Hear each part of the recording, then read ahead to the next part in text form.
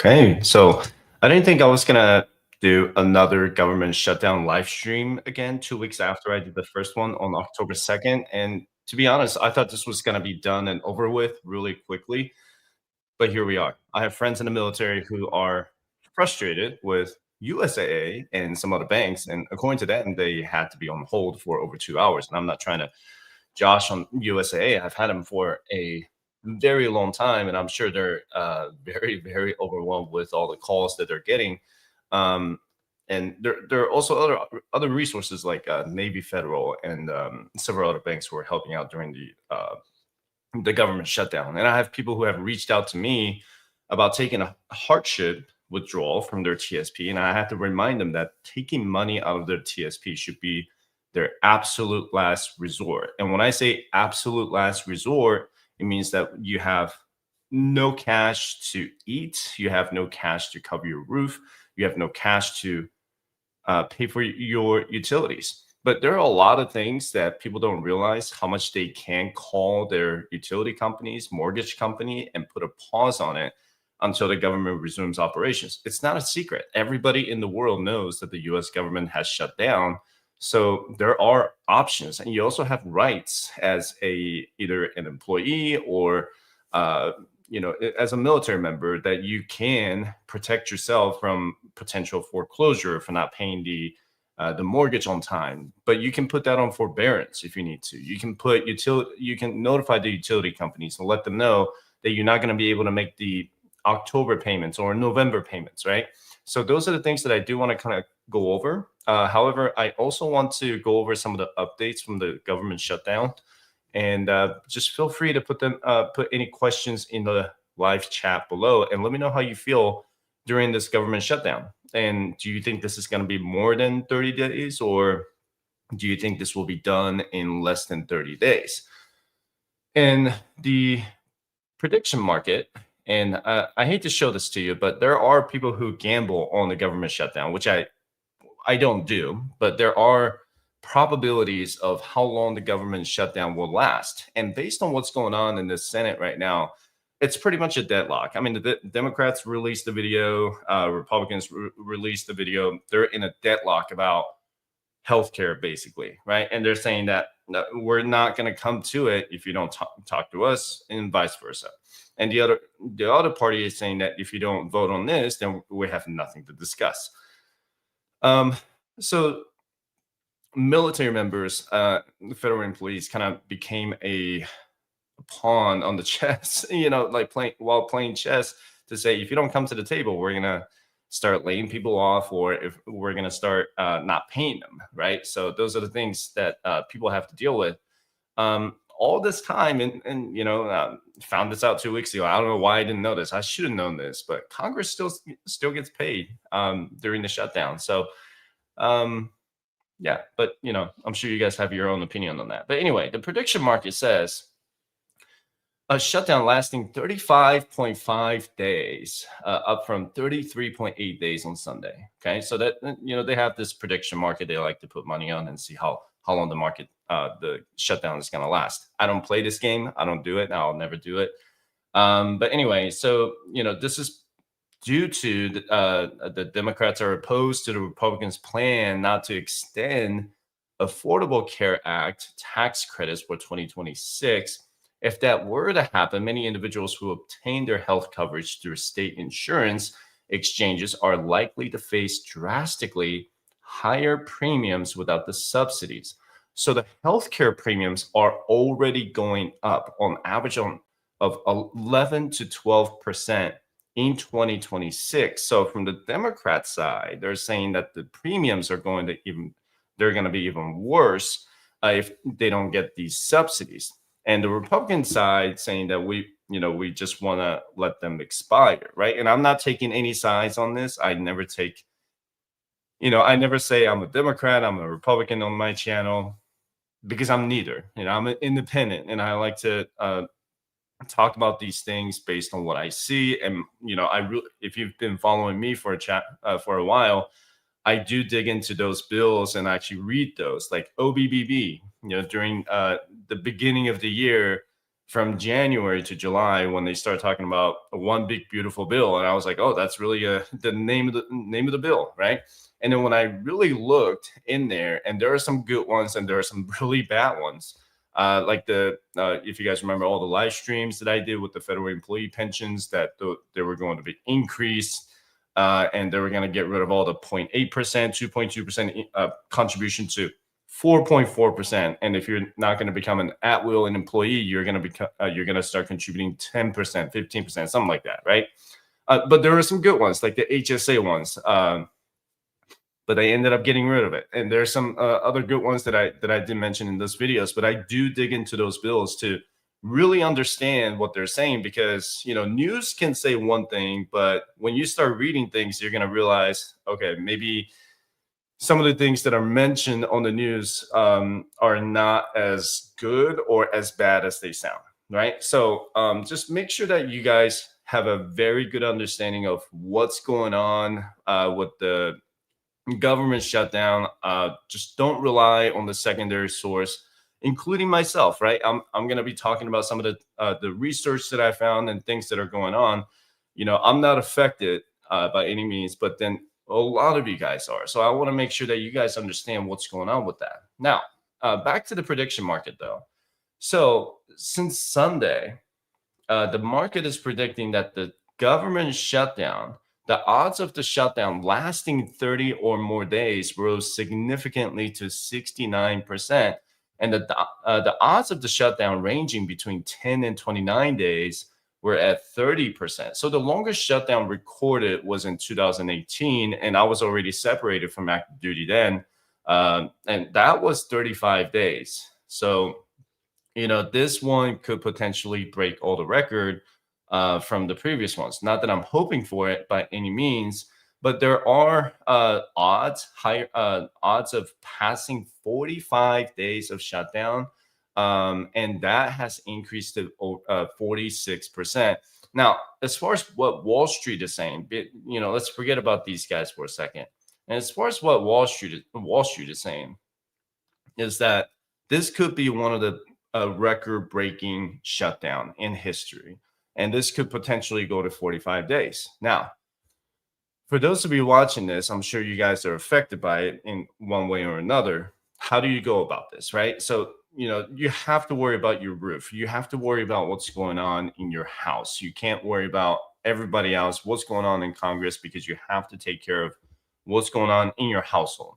So if you have to think about what you need to worry about first, and that will be your food. You kind of make sure that you're able to get food, groceries, right? Things that you need.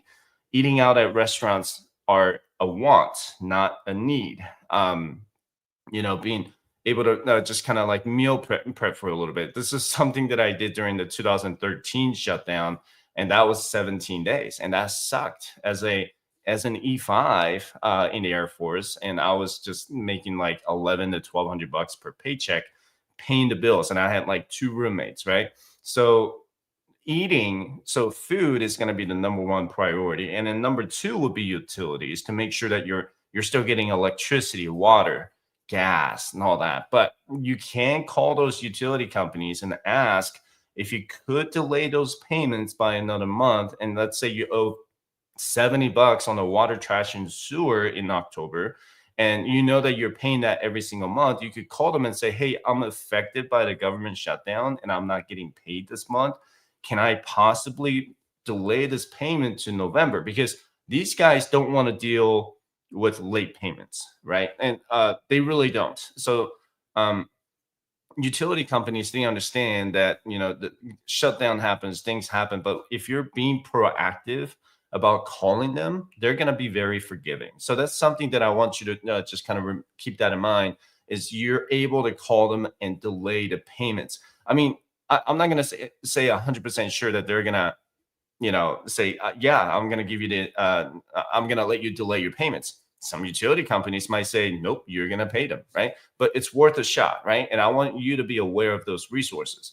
Now, the next one after utilities will be housing. So housing, you can actually call your mortgage company, your lender, and say, hey, I'm not getting paid this month. Is there any way for me to delay my mortgage payment in November or November 1st, right? Most people pay their mortgage payments on the 1st. And I would just say, can I extend my, you can do either ways. You can do, can I extend my 30-year loan term by an extra month? So you basically skip November 1st payment and then you go to December 1st and you don't pay extra towards the mortgage. So if you owe, let's say, $2,000 a month in mortgage payment that's due December 1st, then you don't, you can say, I'm sorry, November 1st, you can ask to extend the 30-year term by an extra month so that you don't pay $4,000 in December, right? Or you could do it that way too. That's the other way.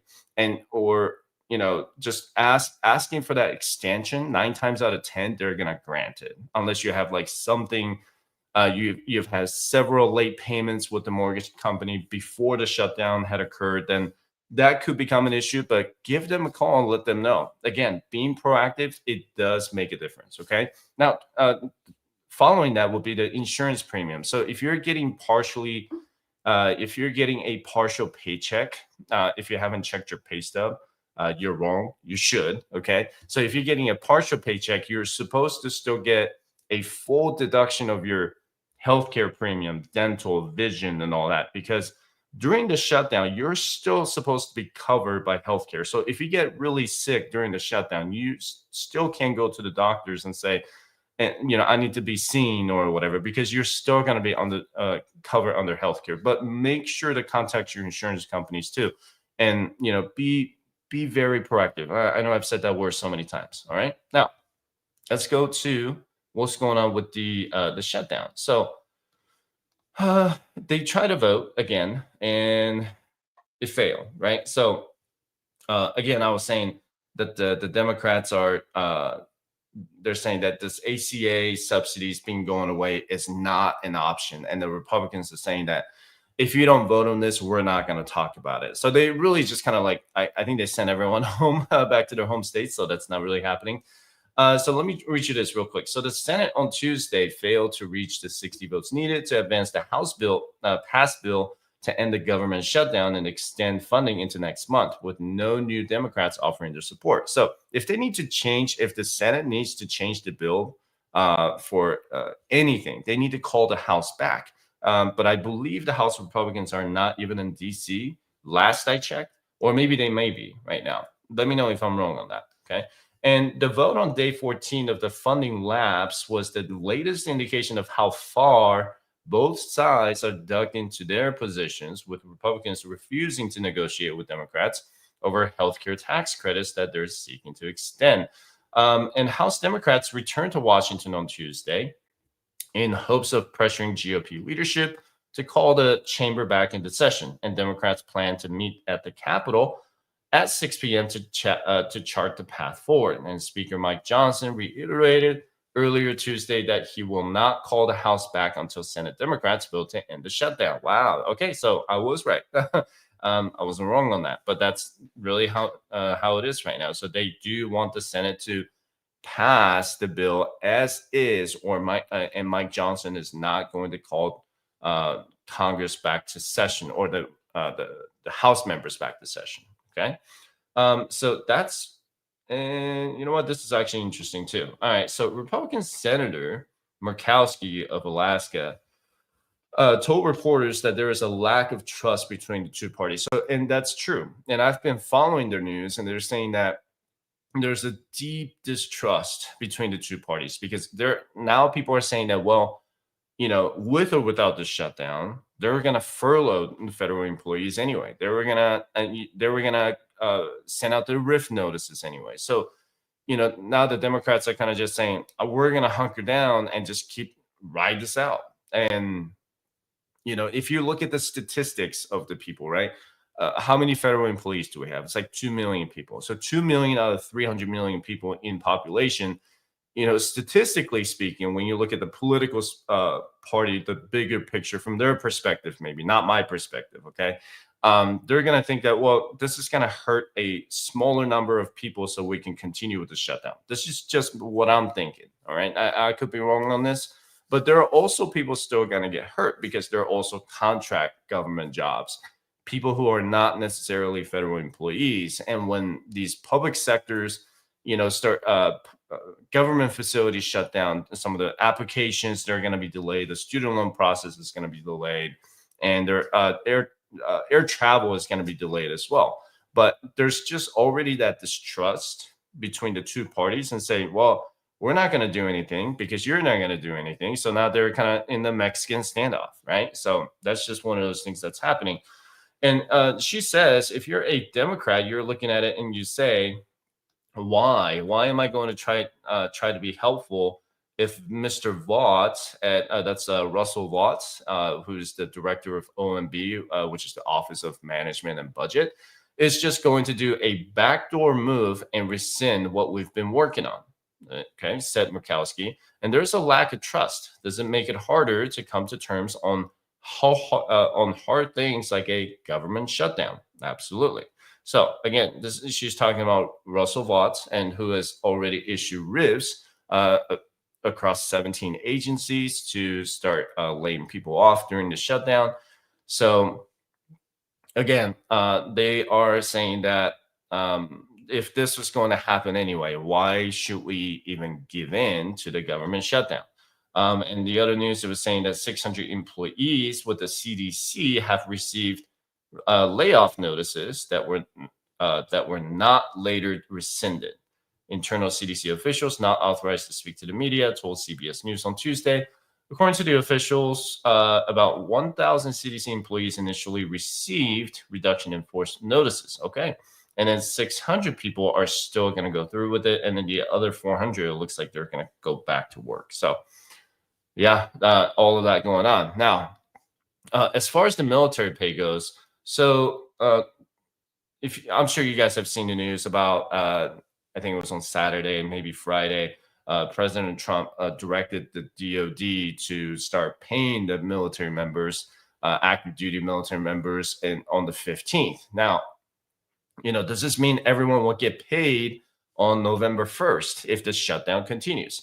No one knows, right? Because they found the funding to pay the troops on the 15th of October. And if you don't know how that works, when they get paid on the 15th, so when I got paid on the 15th as on active duty, that is just a split payment from the actual LES that is coming out on the 1st. Technically, the pay stub comes out on the 1st or about 6 days prior, usually on the 25th or 26th, right? So that is the one pay stub for the month. And then there's the mid-month payment in the pay stub, which is pretty much split in half, and we all get paid on the 15th. So we kind of get paid in advance of the LES coming out. So, for the LES for November 1st, we get paid half of that on October 15th. And then we're supposed to get paid the remaining on November 1st. And no one knows right now, and I've done some extensive research on this, no one knows if the troops are going to get paid on November 1st if the government shutdown continues. Now, and other articles say that if you're in a guard or reserve, as a part-timer, you're doing drill weekends on Saturdays and Sundays, your orders, or you may not get paid until later on. Those are the things that I found based on the research. So yes, active duty people who are actively serving for 31 days or more, or full-time orders, those guys are supposed to get paid on the 15th. But I have heard reports that some people are not getting paid on time on that. But and also remember that the military members, they have a different payroll system than the federal employees. So I'm glad that they got paid, because I know how much money I did not get paid when I was in the military. It was like the paychecks were really, looking back, they were really terrible, but my taxes were low. But man, I needed two roommates to kind of like, and this is like in 2013, right? I still needed multiple roommates to basically pay for the rent, to split between my other two roommates. But anyway, and this article was interesting because it says the Defense Department, or Department of War, sorry, or I don't know, Department of Defense. I'm still used to calling it DoD. They found some unobligated funds from R&D, so research and development account, to pay troops as the government shutdown continues. But it remains unclear what legal authority allows the move, and it raising questions about whether it could violate the Anti-Deficiency Act. And over the weekend, and we saw that, and I already talked about this, Trump did direct Hexac on a True Social to use all available funds to get our troops paid on October 15th. And for the first time in U.S. history, service members were preparing to miss their paychecks this Wednesday. So that's wrong because I know that I missed my paycheck in 2013 and that sucked. So that's not the first time in U.S. history. That happened to me during that was also the Affordable Care Act government shutdown during 2013. I missed one paycheck, and then I was delayed on the second paycheck. I remember that. And there are bills right now to pass a stopgap funding measure. I've read about that. It's the Pay Our Troops Act to ensure military troops were paid during, uh, in the future government shutdowns, whatnot. But that would be great, really. And a Pentagon spokesman told a federal news network that the department has identified approximately $8 billion of obligated research, development, testing, and evaluation funds from the prior fiscal year that will be used to issue mid-month paychecks to service members. Now this is kind of getting into the legal aspect, right? Like, is this legal to pay people? Personally, I don't care because I'd rather see people get paid, especially guys in the military, because they don't get paid as much. And I'd rather see them not stress about it as much. And I'm not saying that, this is equally bad for the federal employees, but the military members do get paid way less than really for the amount of work that they have to do. But anyway, that's really a part of it. And now let's talk about the federal employees for a second. Okay. So the federal employees, let me close this. Okay. So federal employees. There are three types of federal employees right now during the government shutdown. So we have the exempted federal employees. So we have the exempted people who are paid and required to work during the shutdown. So Congress is required to work and they're still getting paid during the shutdown. There are employees who are still getting paid and required to go to work. That would be the exempted employees, right? And then there are also the accepted employees. So those are the people who are not paid but required to work. So those people would be the TSA, ATC, air traffic controllers, law enforcement. Those guys are showing up to work. They're required to work, but they're not paid during the government shutdown. And then there are furloughed government employees. So those guys are not paid and not required to work. So, and if you read what OMB said about a week ago, saying that furloughed employees are not guaranteed to get a back pay. Historically, they always got a back pay, but this time it seems like they are going to try to argue that federal employees are not entitled to their back pay when they're furloughed. So again, furloughed are not paid and not required to work. So those guys are literally just staying home, not getting paid. And accepting employees are the guys who are getting, they have to work, but they're not getting paid, right? So approximately right now, there are a total of 1.4 million federal employees accepted and furloughed. They have been furloughed or they're working without pay right now, right? So imagine those 1.4 people are dealing with the partial paychecks this week or no paychecks at all in the coming weeks. So they are expecting to miss multiple not this paycheck, but the one after. If you're getting paid this week, it's most likely prorated because if you remember October 1st and 2nd, I believe that was on Wednesday and Thursday, right? So if you're a Monday through Friday kind of person, like working Monday through Friday, then you're not gonna get paid for that October 1st and 2nd. And then and 3rd, that's Wednesday, Thursday, and Friday. So if you look at it, that's 24 hours that you're going to be missing, right? So Um, which is a good question. Questions because one of my private community members did ask this question. You can go to firestation.com/community if you're interested in doing that. Let me share the screen real quick and let me see here. Because I did look at some of my clients' pay stubs and everything for this week and from last week. So I want to be very clear on this. Okay, so when you let's say you get paid. Let me zoom in on this. Let's say you're missing 24 hours. So you got furloughed for 24 hours, right? That's out of the 80-hour work week, right? So if you do 80 minus 24, you're going to get 56 hours total that you're going to get paid. So it's easy to calculate. Let's say you make 30 bucks an hour and multiply by 56, right? Then you get paid $1,680. This is just an example, okay? Now, the other formula that I do want you to look at, and I looked at it with my clients too, and I kind of showed them the formula. And I put it in the community post too. So when you look at how many hours you got paid, because not everyone's working 80 hours every 2 weeks. Some people may be working 90 hours, 100 hours, whatever that may be, right? You also get the premium pay if you work on Sundays and stuff like that.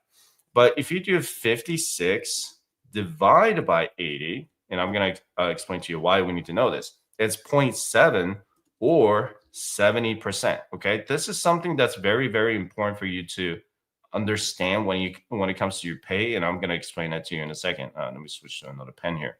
70%. So it means that you got paid 70% of your normal paycheck that you normally get.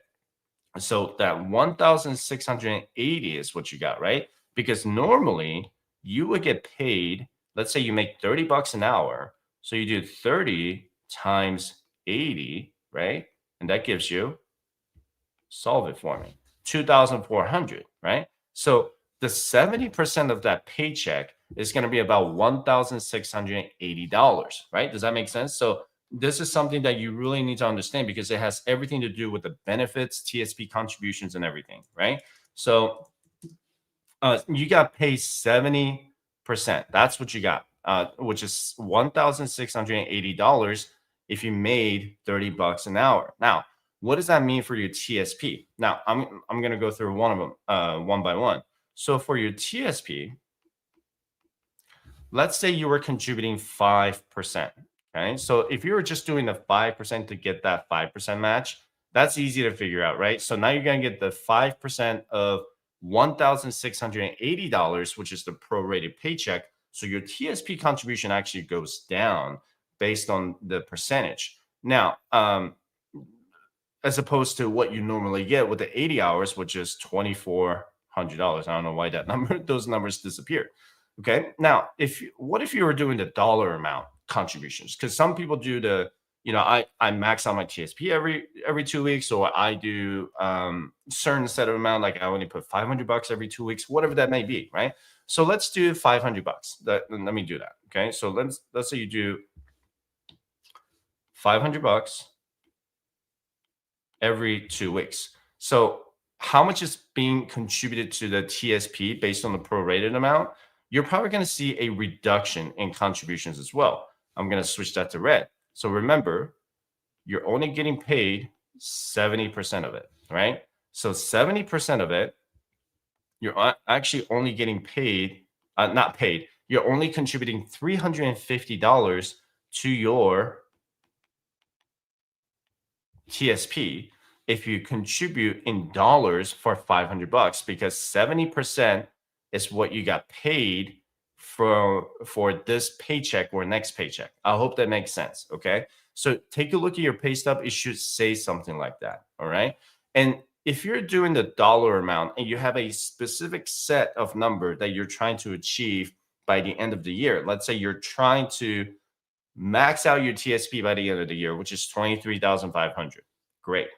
You may need to adjust your TSP contribution amount when the government resumes their operation. So if the government reopens, say November 1st, and you missed a paycheck or you had a partial paycheck, then you may need to recalculate how much you're going to put into your TSP in order for you to meet that goal, whether to max it out or maybe you're trying to hit 20,000, whatever that may be. So you may need to recalculate that to make sure that you hit that goal. Okay.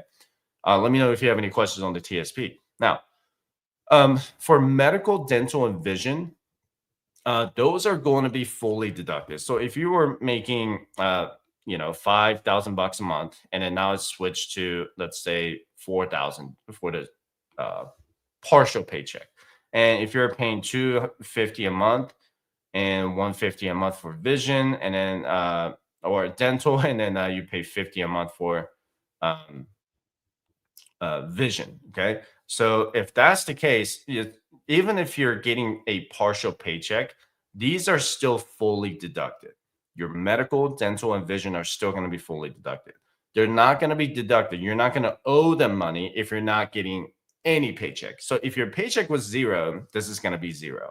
But if you're getting a partial paycheck, you're still going to pay the full premium amount. Okay. And keep in mind that these are going to be your pre-tax contributions, which means that this is going to lower your taxable income. And I've talked about that in a separate video. I'm not going to do a full breakdown, but these are all pre-tax contributions. Okay. So if you have $450 in total in deductions coming out, now your paychecks are going to be your paycheck's going to be less because it's 450 deducted from 4,000 instead of 5,000. Okay, so please keep that in mind. And if you're just tuning in, you're still going to be covered by medical, dental, and vision during the government shutdown. So if you get sick during the shutdown, and even if you're not contributing to the premiums, you're still going to be able to go see the doctor or go see the dentist or an optometrist and to get your eyes checked out, right? And you can still do that. So just please keep that in mind. And the other one will be your first contribution. So let me make that clear. So first, FERS, that would be the Federal Employee Retirement System. So if you're putting in, let's say 4.4% or 0.8%, whatever you are, and let me know in the live chat how much you're contributing to the federal employee pension. And before I go any further, let's make sure that I give you guys the membership gifting for tuning in. Let me make sure that's all populated. All right, awesome. So YouTube is doing that free membership here. From the membership gifting, you guys can actually watch a lot of my videos that get published way before the public audience sees them. So check them out when you're done with the live stream here. So it's people tend to enjoy it. All right, but anyway, for the Federal Employee Retirement System pension. So if you are getting paid 5,000 bucks every paycheck, yeah, it's still not going to be it's going to be a reduced amount. So when you get back pay, they're going to make up for it, most likely. Okay. Remember, your first contribution is an after tax. So it is taken out after all the taxes are taken out of your gross pay. So if you're getting paid 5,000 a month, right, or 5,000 per paycheck, multiply by 4.4%, right, and that's going to be 220 bucks. Now, if you're getting a prorated paycheck, 4.4% for 4,000 bucks a month, and it's going to give you 176. So it does reduce the first contribution going into it. So I hope that makes sense. HSA contributions are the same way as the TSP. So HSA, chances are you're doing a dollar amount contribution. So those are health savings account, if you don't know what that is. So if you're putting in, I'm going to use a different color here. So if you do HSA and you have a family plan for this year, you can contribute up to $8,550, right? And it's going up to $8,750 in 2026. So if you're putting in, let's say 200 bucks every paycheck, right? So I'll do every 2 weeks. So because you got let's use the same example earlier, you got the 70% prorated paycheck. So it would be most likely 200 multiplied by 70%. Okay. And that's going to give you $140 instead. This and TSP, you're going to have to go back and adjust because the HSA believe it or not, they're gonna keep that amount the way it is. And some people have seen the self correction, but I don't really trust that. But just keep an eye on your HSA and keep in mind that by December, let's say December 31st rolls around and you're trying to max out your HSA to 8,550, but you didn't need it. And let's say you got 8,300, that's okay. And you can actually still contribute to the 2025 HSA until the tax deadline in 2026, which is April 15, 2026. So HSA, you have until April to contribute to it. It's the same thing with the Roth IRA. But TSP, you have until December 31st to either max out or to meet your goal, because after December 31st is done, you cannot go back to the 2025 calendar year to try to max out your TSP, because once January 1st goes around, it is the brand new year. Okay. So just make sure that um, you pay attention to the HSA contributions and the TSP contributions. Now, your Social Security tax, which is the payroll tax with Medicare, right? Social Security tax will still be 6.2%, 1.45% for Medicare, and then you still have your federal income tax, state income tax, and if you live in New York City, you got to pay the city income tax. Those are still coming out based on the prorated amount, not based on the original amount. So I want to be very, very clear on that. And because a lot of people got confused on, am I still getting taxed based on what I don't get paid on my original paycheck, or am I getting taxed on the prorated paycheck? You're going to get taxed on the prorated paycheck. Okay. Um, but anyway, okay. So let me pause there for a second because I was doing a lot of explanation here, but I hope that makes sense with the TSP and everything. Um, let me see.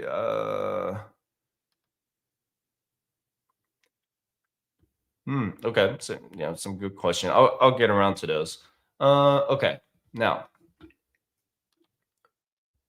so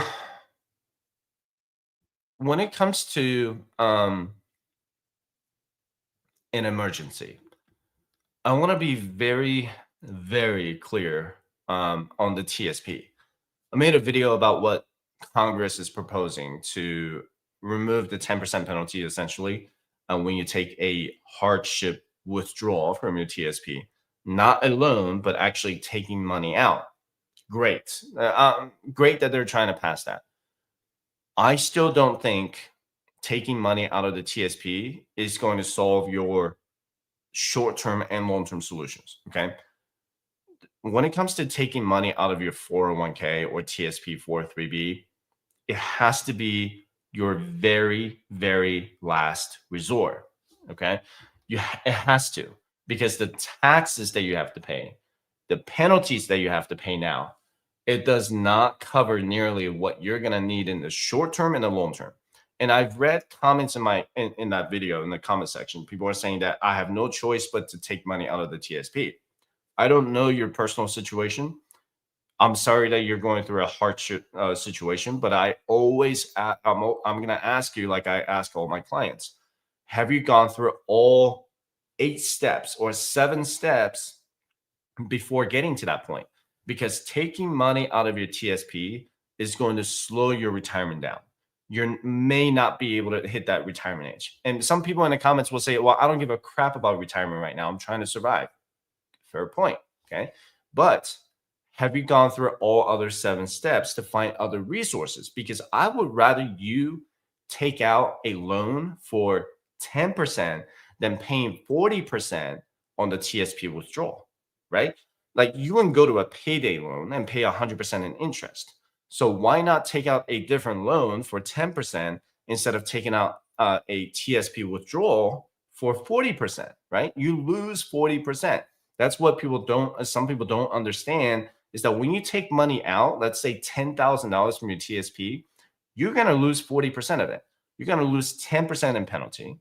You're going to lose to the federal income tax and the state income tax if you're in a state that charges you income tax. Okay. You could say all you want and say, oh, the government's crap for penalizing me for taking my own money out of the out of the TSP. I get it. I hear you, but that's just the way it's going to be. When you take money out, they're going to tax and penalize you. You can hate it all you want, but that is still going to be the reality, is that you're still going to have to pay taxes and penalties. Okay. So let me show you this. And I thought Fidelity has a really good resource, and then you can actually find this on the Fidelity website. And I'm not sponsored by Fidelity by any means, but I thought this was pretty neat. Okay. And this is kind of like the order, kind of like the priority order if you are in a serious trouble with cash. Okay. So I'm going to go through a step by step. And this is not like a financial independence checklist. This is not like a investment checklist or anything. This is actually an emergency checklist if something happens. And my wife and I use this too. And we just say, if some crazy stuff happens, this is what we're going to do. Emergency savings. We always have 6 months of emergency savings. And this is one of the reasons why. Government shutdown is kind of like becoming a ritual, right? Like if you're a government employee or if you're in the military, you always hear about the government shutdown coming. I mean, the last one was in 2018, but you always hear that.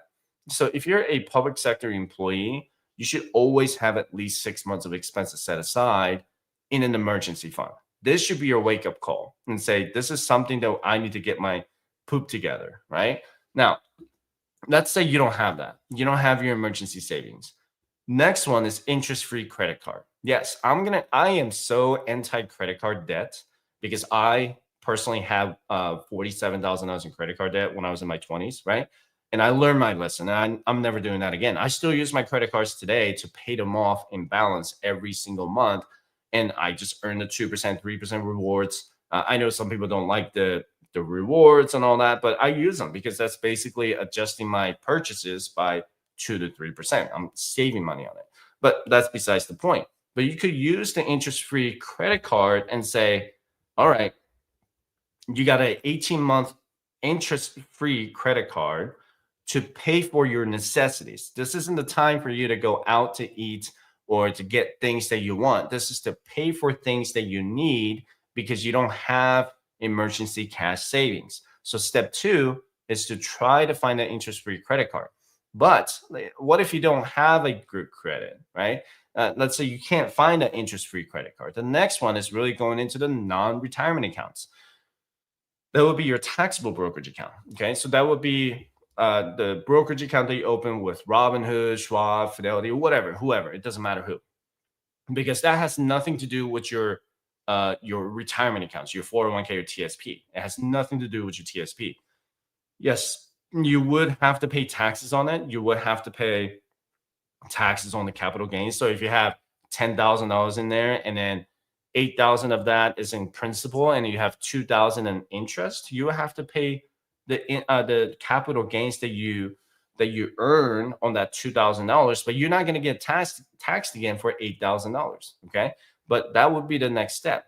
And what if you say, well, Sai, I don't have a non-retirement account?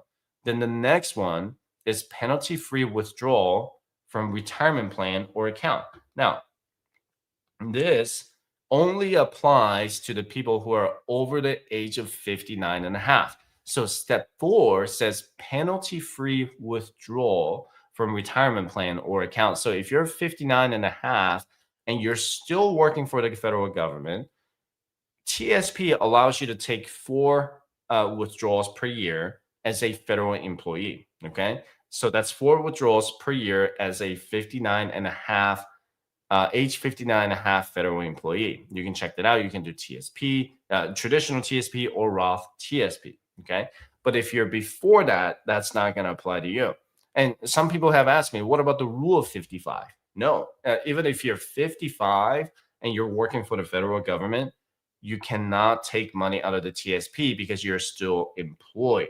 The rule of 55 only applies if you are separated from the federal government. Okay, so I hope that makes sense. Now, step 5, that's where it gets to the low interest loan. And I'm going to be very careful about this because I am very anti-personal loans, right? Because some of them are very, very scandalous. I would say they're scammy. All right. But if you go to more of a credit union, you're going to get a lower interest rate. Okay. So if you go to Navy Federal, you should get a lower interest rate than the other large banks. All right. They do treat veterans, a little better, the federal employees better, or if you bank with them. All right. You can always open up that personal line of credit, or not personal line of credit, sorry, personal loan with those credit unions to open up a personal loan. And even if it's 5%, 6%, let me tell you what, it is still better than that 40% in taxes and penalties when you take money out of the TSP. If I can't convince you at this point to compare 10%, or let's say, yeah, 10% in personal loan versus 40% in penalties and taxes with a TSP, I don't know what else to tell you. Okay. You can do whatever you want, but I'm just saying that these are the two differences when it comes to low interest loan versus a TSP withdrawal. All right. So please keep that in mind. Now, let's say you have this government shutdown goes to the worst case scenario. Right. Let's say it lasts all the way till December, which I don't think this is going to happen. I don't think this is going to pass December. I think this is probably going to be done around mid-November, because there are going to be some pretty pissed off employees with missing more than 3 paychecks. And yeah, but anyway, the next step would be the TSP loan. Okay, so the TSP loan is different from TSP withdrawal. When you take money out of the TSP, it's done. It's over. Yeah, it's no longer compounding anymore, right? TSP loan, I don't like it, but when it's necessary, you can do it, right? Because the interest that you pay towards the TSP will be going back to your TSP. All right. So that's the good thing. However, you do miss out on the compound interest that is going to happen between the time that you took out a TSP loan until the time that you pay it back in full. So I did take out a TSP loan in 2013, or yeah, in the beginning of 2013, because I was going through a divorce.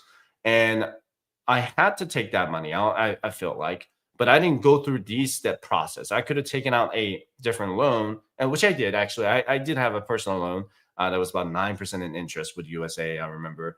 But I still had to pay for my divorce attorney, but that's a topic for another day. But the TSP loan was beneficial for me at the time to pay these emergency bills and pay for the divorce and everything. And I'm sure people are going through some kind of maybe similar situation like that, but that is still better than taking money out of the TSP entirely, going through the hardship withdrawal. Okay. Um, then the next step 7 and 8, it's really premature withdrawal from retirement plan. So when you're not getting paid, you do qualify for the hardship withdrawal. So let me show you that real quick. Let me share the screen. So if you go to the TSP website, and it's going to tell you what these in-service withdrawal means. All right. So in-service withdrawal means that you are taking money out of your TSP while you're still employed. It's not the same when you separate from service. Okay. So it is a permanent withdrawal from your TSP. You cannot put the money back. And furthermore, it reduces the amount of money that grows and generates compound earnings. And I already talked about that, right? So you are only eligible to receive a financial hardship in service withdrawal if you're experiencing negative monthly cash flow, which is pretty much everyone right now, right? And have unpaid medical expenses, a casualty loss, or unpaid legal fees incurring from a separation or divorce. So I would have qualified for that when I went through my divorce, but I did not do that because I did read through this and then I knew this was going to hurt me in the long term. And I'm really glad that I didn't take the money out. Or losses due to a major natural disaster declared by the Federal Emergency Management Agency. Now, when you have a hardship withdrawal going on, they're still going to hold 10% on the taxable portion of your withdrawal for federal income tax. Okay. You're still going to be responsible to pay the state income tax if you take the money out. And the taxable portion of your withdrawal is subject to federal income tax at the ordinary rate. Okay. So at the end of the year, you're going to have to add up how much money you got paid by your job plus your TSP withdrawal. All right. An additional IRS early withdrawal penalty of 10% may apply if you're under age 59 and a half. Now, Secure Act 2.0 did waive a lot of these 10% penalty if you are under these conditions like the FEMA, the natural disaster, casualty losses, all that stuff. You're still going to get penalized 10% if you're just using this money for your legal fees because of the divorce or the government shutdown. And that's why that bill came out and say, well, why don't we get rid of that 10% penalty if during the government shutdown, if people had to take money out? Now, I'm not opposed to that option, but again, I want you guys to completely understand the consequences, severe consequences of taking money out of your TSP. Seriously, there's the TSP loan, there's the TSP withdrawal. Okay. And if you guys are going to argue with me in the comment section, that's okay. Go for it. That's all right. I don't mind. I'm not going to reply to you. I don't give a crap. Right. That's okay. But I want you to understand that the TSP loan, you can put that money back.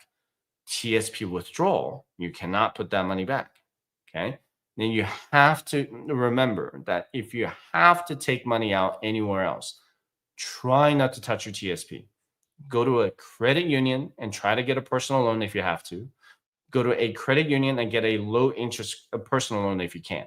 If you can get a no interest credit card, that'd be great. But do not bite more than you can chew, because I bit more than I could chew, and that's how I racked up over $47,000 in credit card debt back in 2013, 2014, because I was like, oh, it's 0% here, 0% there. I'm just gonna go and pay it back here, one thing at a time. Don't do that, right? So you have to understand what your monthly burn rate is. If you don't understand what your monthly burn rate is, you can go to firesection.com/consultation and schedule a 60-minute session with me if you want to. I'll walk you through that one by one. What is considered a essential expense, right? If you tell me that you need to go out to eat $500 a month during the government shutdown, you're not getting any paychecks, dude, I can't help you. All right. You're going to have to figure that out on your own. There are people like that, seriously, but you need to understand what you need. You need food. Number one, food is number one. Utilities, number two. Housing, number three. Transportation, number four, which means your gas or whatever. And then after that would be your insurance, right? And then after that would be clothes. But clothes could be argued that, hey, we're not going to purchase any clothes. But those are the expenses that you need to hunker down and divide. All right. These are my essential expenses. These are my non-essential expenses. Once you figure out the burn rate based on the essential expenses, then take a look at your savings.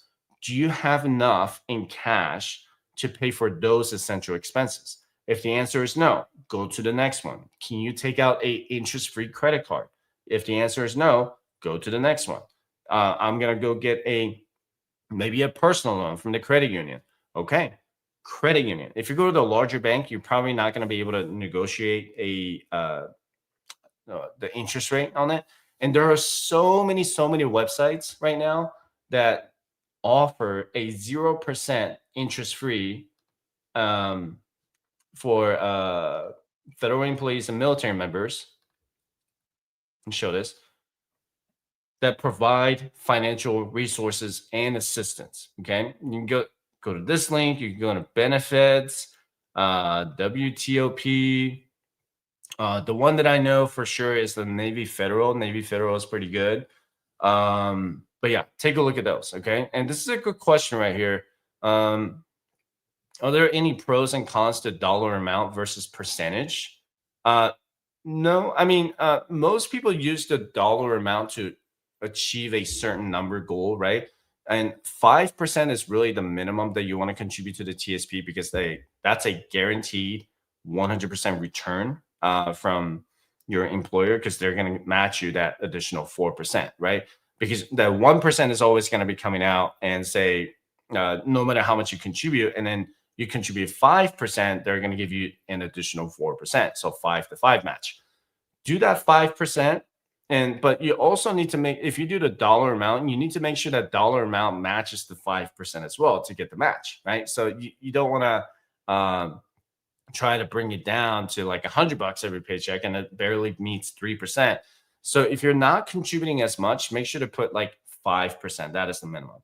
But if you're trying to max out your TSP, like you're trying to get to that 23,500, it might be easier just to do the dollar amount contributions. Okay. So good question though. Uh, oh, that's good. Good to know about the Amex.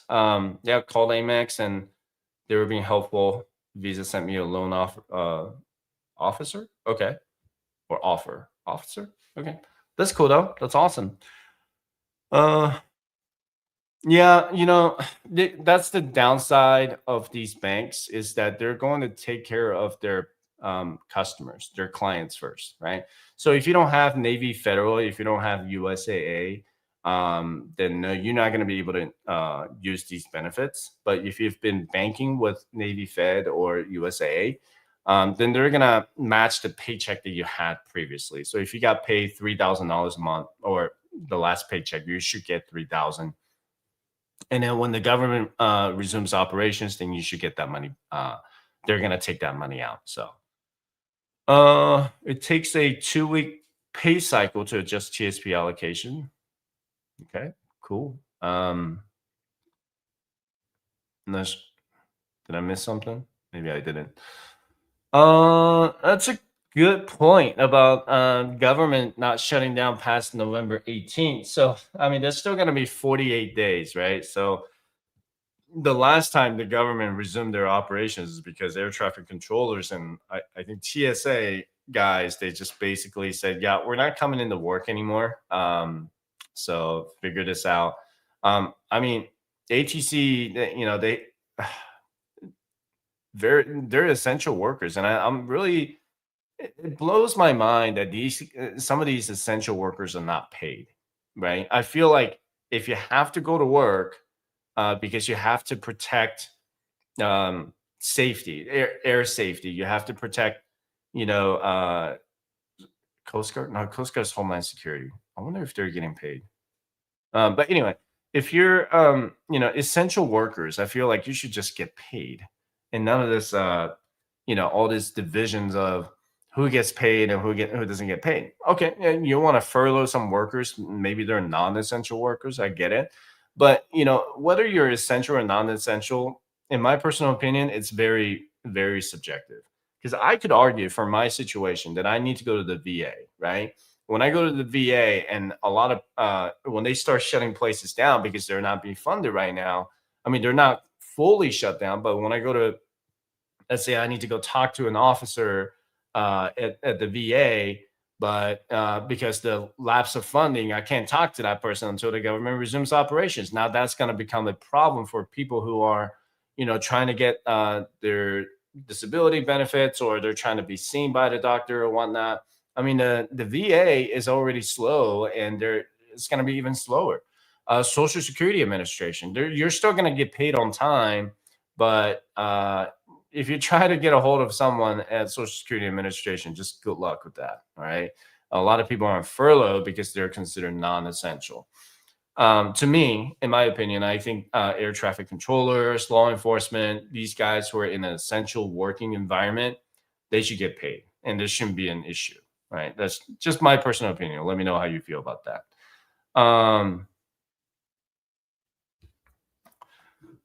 Oh, okay. Out of compliance. Business finance school to figure out the right allocations after government reopens again. Well, let me see how the TSP is doing today. TSP right now. Where is my TSP? Yep, you can go to firesidechat.com/resources and you can get the latest price tracker. This gets updated every single day. But right now, the market did pull back just a little bit, but it went back up. So Friday, all the U.S. China trade relations, that kind of starting to get uh, uh, kind of weird between U.S. and China. But it did climb back up because Trump said, "Well, everything is fine." So that's how quickly the market could tank. But C fund is up 14% year to date. S fund is up 12%. I did talk about that in a private community group, and how this is S fund had a lot of potential when that was around June, when it was only up by like 3%, because we were talking about the interest rate cut, right? As soon as they announced the interest rate being cut at that one of the Federal Reserve meetings, and I was like, all right, S fund is going to be one of those, and I talked about that a lot in the community group. So iFund is still holding steady at 25%. It's been kind of lingering around 20 to 25% in the past. This one right here, probably in the past 4 months or so, it's been around there. F fund is taking off pretty good. That's 7% for the fixed income index, and then the G fund is at 3.5%. But if you take a look at the life cycle funds here, 2040, it is barely it's matching the C fund performance. Take a look at this. 2050, it's beating C fund, and then 2055 is also beating C fund. Why? Because a lot of these allocations, they have about half of their life cycle funds are going into the I fund, and I fund is blowing up. And every time the I fund does really well, you bet these life cycle funds are going to outperform the C fund. Okay. And if S fund does really well, still not going to do as well because the allocation. So the S fund allocation is not as big as the I fund. If you take a look at the TSP allocation, right? So let me pull that up real quick. So TSP life cycle funds. Let me just pick, I don't know. Let's go to 2050.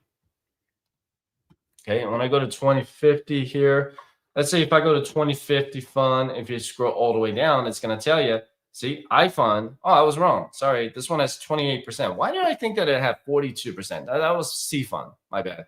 C fund has 42%, and the I fund has 28%, and S fund is 10%. So when this thing here, what I showed you earlier, you saw the I fund got 25% gain, right? So which means 25% gain on the 28% of your life cycle fund. Does that make sense? So 28% of your money, let's say you have 100,000 in there, and $28,000 of that is an I fund, right? So it gained 25% based on the $28,000. So if I multiply that by 1.25, yeah, it's gained to 35,000. Or no, it's more than that. Holy cow. Anyway, but yeah, that's how you look at it, and that's why your life cycle fund is basically beating the C fund. But unless C fund starts to outperform, maybe the I fund, if it starts to take off, let's say this C fund goes to 20% return, then I could potentially see C fund outperforming the life cycle funds. Okay, so this is really interesting. Yeah. Let's see.